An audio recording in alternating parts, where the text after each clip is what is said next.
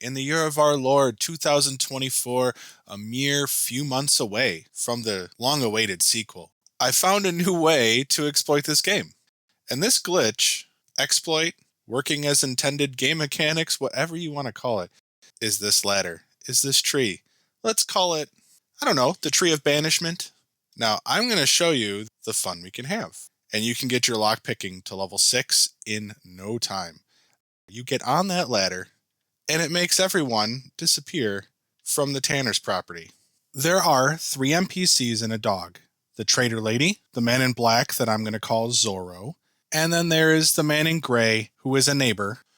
When you step on the ladder, and you don't have to climb the ladder, you just have to get on the ladder, all 4 NPCs are removed from the property, as long as there's no player-influenced action that's going on. If you are standing where the dog's barking, and you get the NPCs curious about what might be around, or if they're directly concerned with you and talking to you, asking what you're doing there, they will not disappear until they resume their normal activities. The same is true. You knock out an NPC and go to the ladder, they are still there until they wake up, and then at that point, when they wake up, they will pop out of existence and return to the ether.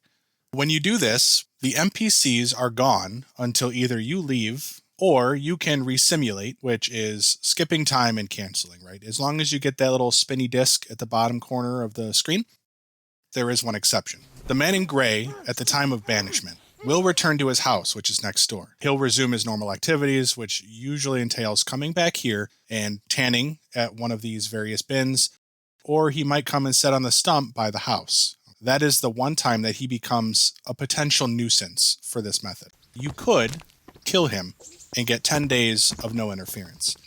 If it's during work hours for the trader's display stock is out on these kiosks. If you step on the ladder at this point, if you do a banishment, that stuff is recalled from the kiosk after a small delay. And when that happens, the vendor's chests are locked if they were unlocked. When you resimulate, the trader will pop in behind her kiosk, and about 2 to 3 seconds later, she'll lay down her stock again onto the kiosk table, which means the shop is open for business. Now, Zorro, he spawns behind the door. He will wait 2 to 3 seconds, and then he will seek to resume his normal schedule. These respawn points are fixed, so everywhere I said they come from, that's where they're always going to go, and they always seem to face the same direction when they come in. I've never seen a deviation on this. The gear that they have, their clothes and the stuff they have on them, is going to return to the default state when they respawn. So if you pickpocketed any items from, say, the trader, or if you looted any items from anyone you knocked out, like Zorro, these items will be replaced when they come back from the ether. And then any non-default items that are on their person will disappear. So don't put anything on them. Farming lockpicking XP with this method is going to be really simple. Before you get started, I recommend doing Peshek's lockpick training if you haven't already. Do not forget, once you're done with those, to go through the door that's right there and do that one more lock that's inside. That's going to be 11 chests, and that's going to get you to level 3 lockpicking, which is going to allow you to take the perk lasting lockpicks.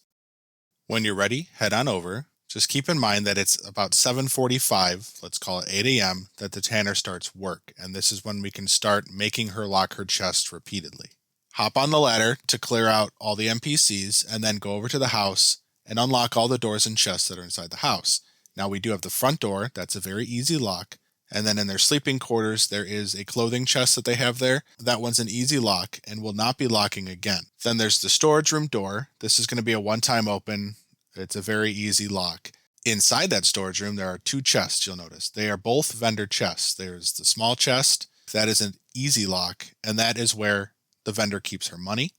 And then there's the bigger chest, that's a hard lock. That's where she keeps her stock, which is in this case skins and bandages. You're going to need to be level 4 before you can start picking that hard lock, but we're going to get to level 4 really quickly.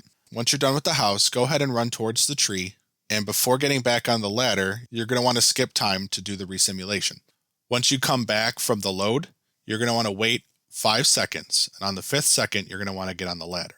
The trader is going to be placing her stock out on the table. If you were to get on the ladder too fast, this wouldn't happen and the chest wouldn't lock. We want Zorro to lock the door for us. If you keep a good 5 seconds, you're going to consistently get Zorro to lock that door, which means you're going to have the front door to unlock and then 1 and eventually 2 vendor chests every cycle to farm.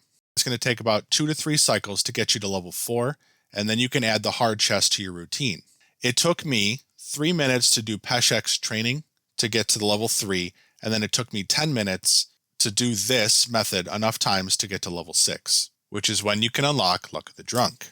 You can, instead of having Zoro lock the door for you, you can be knocking him out and taking his clothes for money and for stealth XP. If you do this, you need to know it's going to be inconsistent and the farm will kind of break as time goes on. Not beyond use, but it gets fussy, so you may not be interested. I'll try to give you the gist, and if you have questions, reach out to me and I'm happy to help.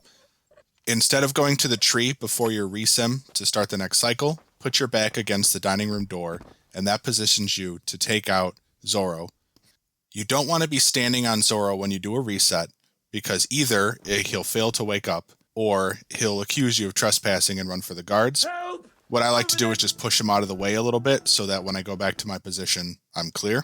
The problem is, however, he will not be awake again after your instant time skip that you've been doing. What you're going to need to do is skip an hour, wait 5 seconds of it doing that, and then cancel out. That'll be like 20, 25 minutes of world time skipped, and that's enough for him to wake up.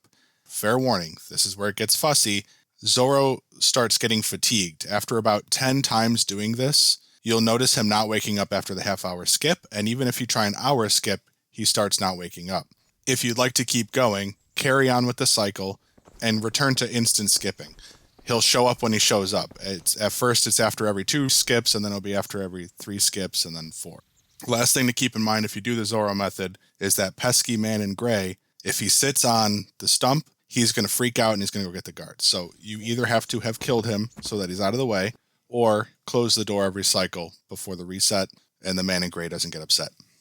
If you do decide to mess around with Zoro and take his stuff, when you're done with the farm for the day, just go ahead and throw the stuff you've been taking from him into one of the 2 vendor chests. In fact, anytime you've become overburdened, you should just throw it into one of their vendor chests and then skip to the next morning, and the money will be in the chest for you to take whenever you're ready. And with that, I really want to thank you for watching. Feel free to do all the engagement things and come back soon for the next Trial by Squire.